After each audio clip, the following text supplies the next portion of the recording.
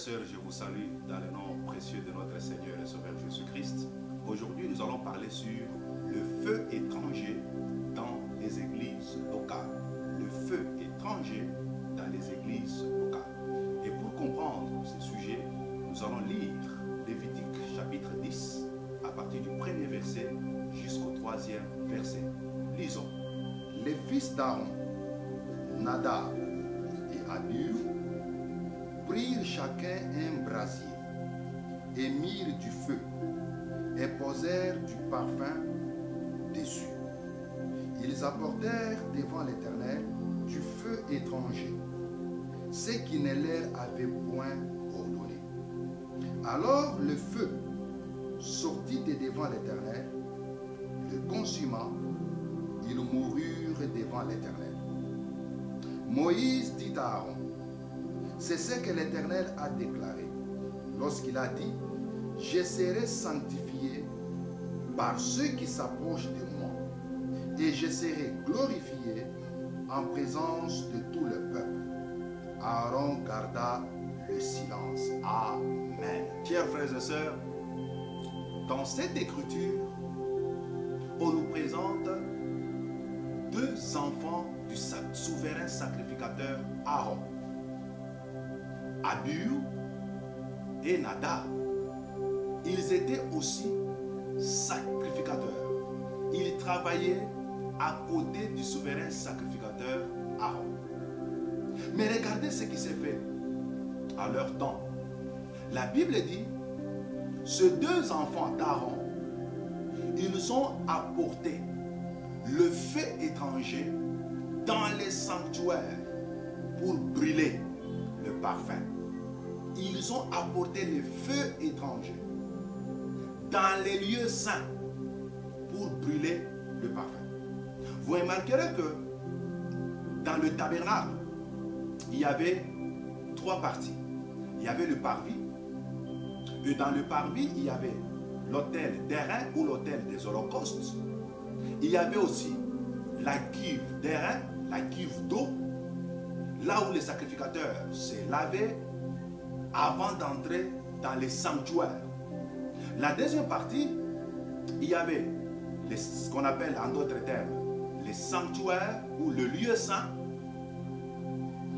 Là à l'intérieur, il y avait le chandelier qui a éclairé, parce que Dieu ne voulait pas à ce que la lumière extérieure entre dans le lieu saint.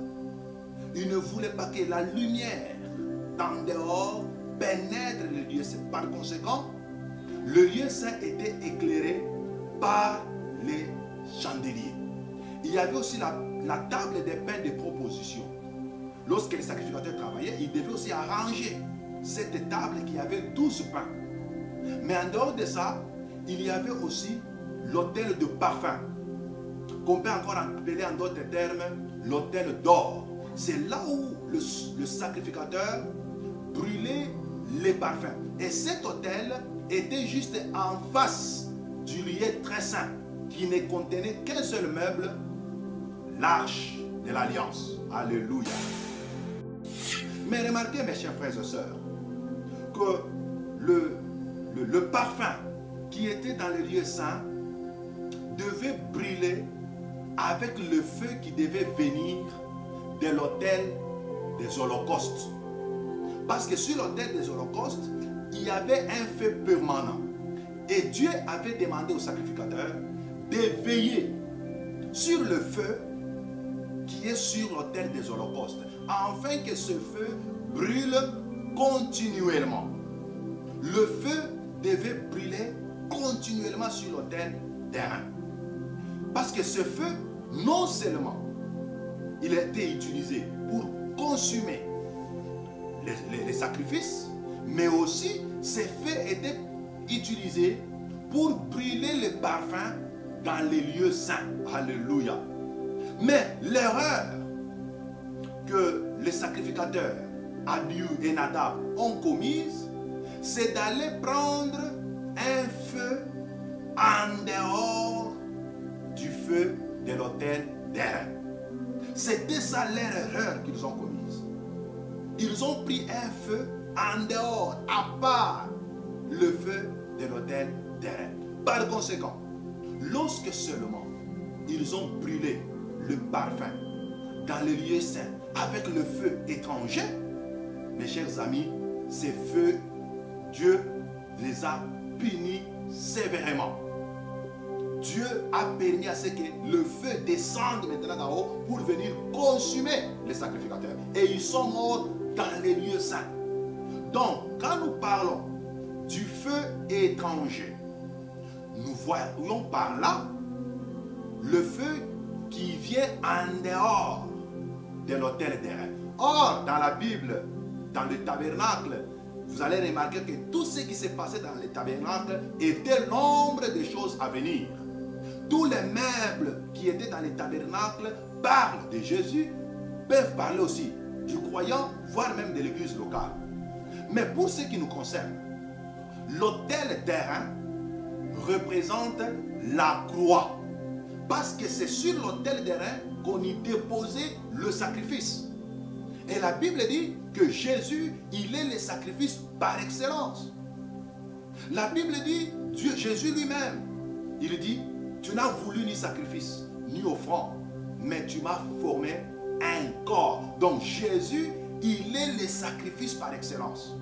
C'était lui qui était déposé sur l'autel terrain. Alors, si Jésus, il est le sacrifice, l'autel terrain, c'est la croix. Là où Jésus-Christ a été pendu.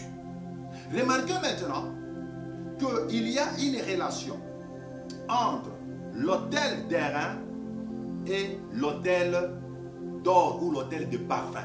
Il y a une relation qui les lie. Parce que les parfums qui doivent brûler dans les lieux saints, le feu qui les brûlait venait de l'autel d'airain. C'est pourquoi il est très important que nous puissions aussi comprendre que représente alors le parfum. Parce que l'autel, nous venons de dire, l'autel d'airain parle de la croix de Jésus-Christ, là où Christ était pendu.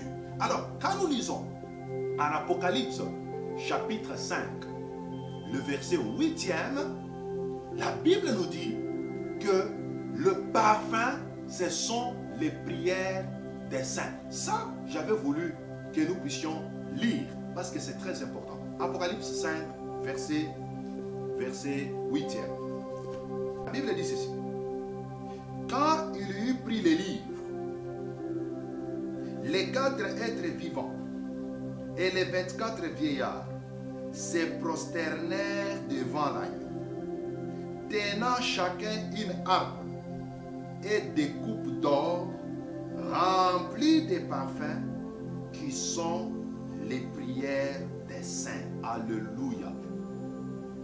Les 24 vieillards et les 4 êtres vivants, après qu'ils aient vu l'agneau de Dieu qui était assis en roi sur le trône, s'élever et aller prendre les livres de celui qui était assis sur le trône, l'agneau a pris les livres, l'agneau a rompu les livres qui contenaient les 7 sceaux. Lorsque les 4 êtres vivants et les 24 vieillards ont vu cela, la Bible dit, tous ils se sont prosternés. Ils avaient aussi dans leurs mains des harpes et des coupes, et ces coupes étaient remplies de parfums, et ces parfums étaient des prières des saints. C'est la partie qui m'intéresse. Le parfum était des prières des saints. C'est pour dire, lorsqu'on parle de parfum, dans les tabernacles de Moïse, il s'agissait des prières des saints qui montaient vers Dieu. Et selon la coutume, le parfum était offert 2 fois par jour, le matin et le soir. Et c'était le travail du sacrificateur. Les sacrificateurs entraient dans le lieu saint 2 fois par jour pour offrir le parfum. N'oubliez pas les sacrificateurs Zacharie en Luc chapitre 1er. La Bible dit, il était entré dans les sanctuaires pour offrir le parfum. Donc, offrir le parfum pour un sacrificateur, c'est un travail continuel, c'est un travail journalier. Il n'y avait pas de pause pour ça. Mais pour le jour des expiations, les sacrificateurs entraient une fois l'an. Là, c'était pour le pardon du peuple, ce qu'on appelle en d'autres termes le jour de Yom Kippour. Mais offrir le parfum, c'était un travail qui s'est passé chaque jour. Et le parfum là symbolisait les prières des saints. Mais le feu qui devait brûler, ce parfum, n'oubliez pas mes chers frères et sœurs, devrait venir de l'autel terrestre. C'est par là que nous comprenons que le parfum ne représente pas seulement le prière des saints, mais aussi, comme les sacrificateurs offraient le parfum chaque jour, nous considérons que offrir le parfum, c'était un service agréable, un bon service, un joyeux service pour les sacrificateurs. Alléluia. Donc, le parfum peut parler de prière, peut parler de l'adoration, peut parler de tout service que le véritable sacrificateur aujourd'hui, qui sont des croyants, des chrétiens, rendent à leur Dieu. Alléluia. C'est vraiment très important. Parce que lorsque nous servons le Seigneur, c'est un parfum que nous sommes en train de donner. C'est un parfum que nous sommes en train d'offrir. C'est pourquoi, frères et sœurs, il est très important que nous puissions offrir ce parfum, brûler ce parfum avec le feu qui vient de l'autel terrestre. Mais dommage aujourd'hui, dans nos églises, nous constatons qu'il y a le feu étranger dans les églises. La plupart des églises locales, le feu ne vient pas de l'autel terrestre, c'est-à-dire de la croix. Parce que nous, en tant que chrétiens, en tant qu'église, en tant qu'hommes de Dieu, le feu que nous devons amener à l'église doit provenir de la croix. Donc, je veux dire tout simplement que la puissance, l'onction pour servir Dieu doit venir de la croix. Bien-aimé, enlever la croix dans l'église, il n'y aura même pas de puissance, il n'y aura même pas d'onction. Parce que notre onction à nous vient de l'autel terrestre, de la croix de Jésus. Si Jésus n'était pas mort, on ne parlerait même pas de la puissance, on ne parlerait même pas de l'onction. C'est pourquoi, pour comprendre aussi cela, lisons encore en 1 Corinthiens, au chapitre 1er, le verset 17 à 18. Là, la Bible dit que la prédication de la croix est une folie pour ceux qui périssent. Mais pour nous qui avons cru, la prédication de la croix, c'est une puissance. Alléluia. La puissance du chrétien vient de la croix. Lorsqu'on prêche la croix dans l'église, lorsqu'on présente la mort de Jésus dans l'église, mes chers frères et sœurs, la puissance de Dieu entrera en scène. Mais aujourd'hui, la plupart des hommes de Dieu ont recouru au feu étranger, c'est parce que le message de la croix a été exclu de l'église. La croix, c'est une puissance. Lorsqu'on prêche la croix, les boiteux vont marcher. Lorsqu'on prêche la croix, il y aura des délivrances qui vont s'opérer. Lorsqu'on prêche la croix, le surnaturel sera dans l'église. La puissance originelle de Dieu va agir dans l'église. Mais aujourd'hui, nous avons plus d'Abihu et de Nadab dans nos églises. Ils ont apporté le feu étranger. Et nous sommes là pour dénoncer ce qui est en train de se passer dans les églises. Alors, comprenons maintenant qu'est-ce que c'est le feu étranger dans les églises locales. C'est très capital, le feu étranger. Alors, pour comprendre le feu étranger dans nos églises locales, j'ai pris environ 5 à 4 significations.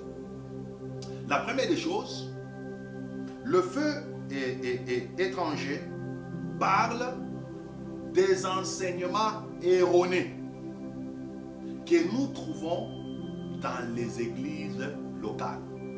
Les enseignements anti-bibliques, les fausses doctrines. C'est ça le feu étranger dans les églises. Parce que au temps même de Jérémie, en Jérémie chapitre 5, le verset 14, Dieu dit à Jérémie, ma parole dans ta bouche sera comme un feu. Donc, le feu qui vient de Dieu peut être symbolisé par la parole de Dieu. La parole de Dieu, c'est un feu.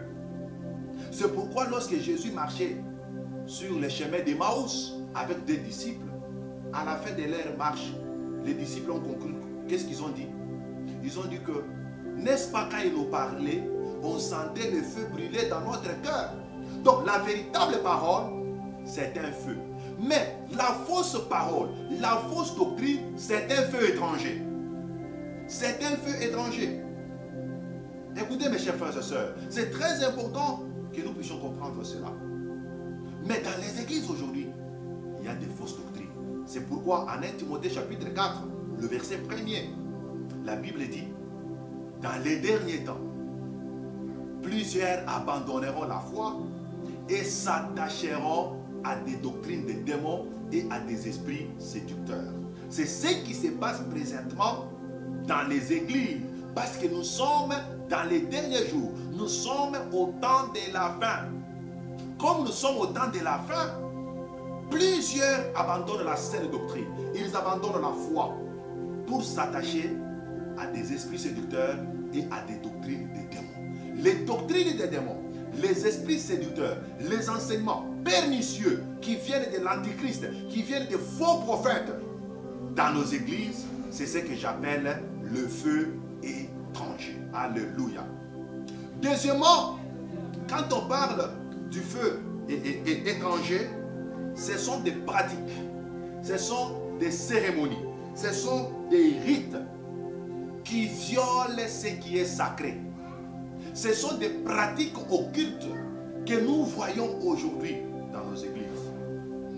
Dans les églises aujourd'hui, il y a des pratiques occultes. Ce qu'on voyait, c'est les féticheurs.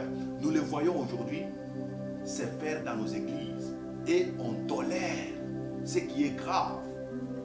Nous avons cette responsabilité de parler et de dénoncer les mensonges du diable. N'oubliez pas qu'il y a un mystère que le roi Salomon avait parlé en son temps.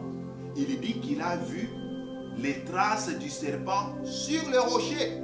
Les traces du serpent sur le rocher. Et cela, c'est au-delà de ses pensées.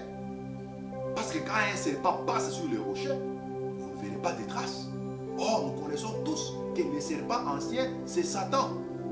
Et le rocher, le roc, le fondement, c'est l'enseignement de Jésus.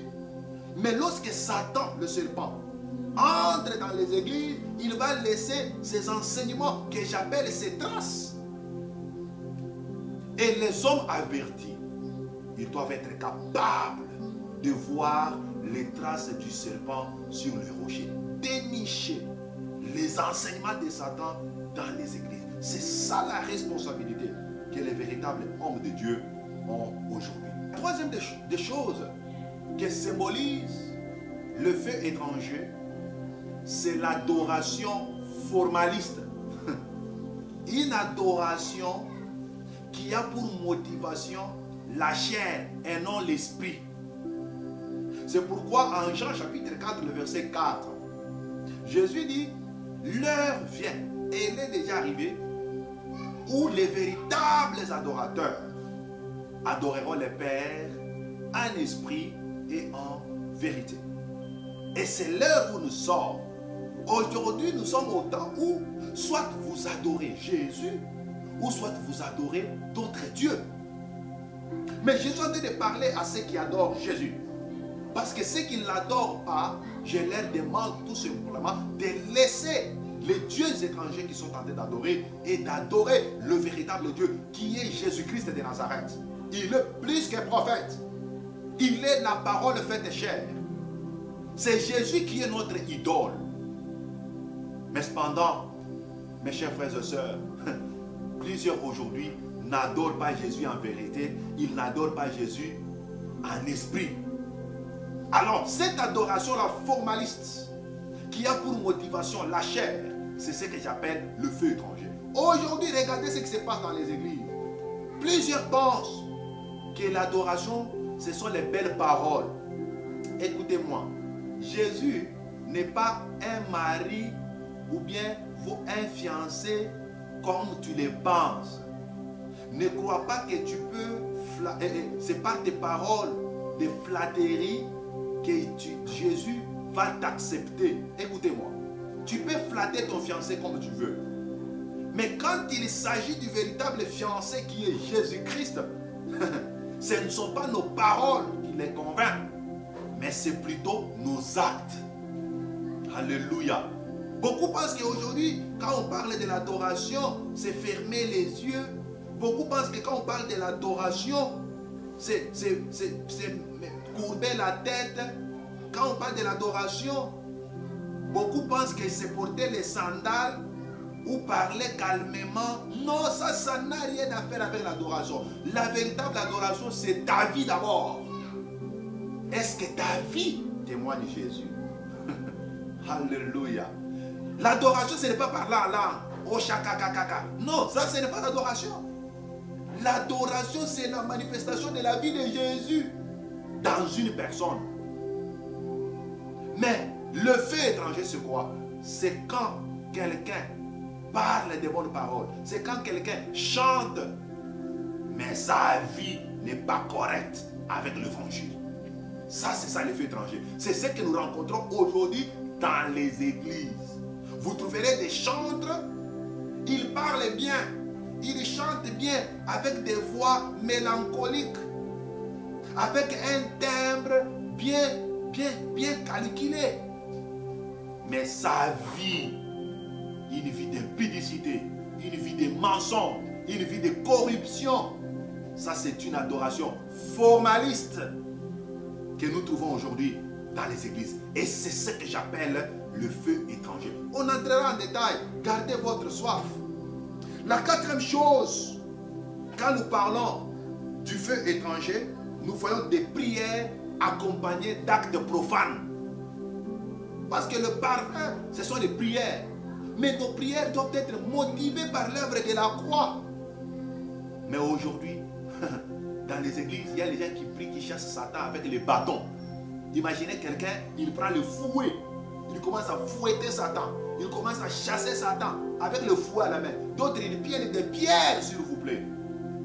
Satan n'aura pas peur de ton fouet physique. Satan n'aura pas peur même d'une grande pierre que tu peux prendre. Quel que soit ce que tu feras, Satan n'aura pas peur. Mais Satan aura peur d'une prière qui est motivée par le Saint-Esprit. Lorsque la prière sort de ta bouche par la puissance du Saint-Esprit, Satan va reculer. Mais aujourd'hui, beaucoup pensent que Satan recule parce qu'on fait des prières avec des fouets, avec des pierres. Ça n'a rien à faire avec la prière. Alléluia. La dernière chose, quand nous parlons du feu étranger dans les églises locales, ce sont des faux miracles. Bien-aimés, le feu de Dieu doit venir d'en haut. Le feu dans l'église doit venir d'en haut.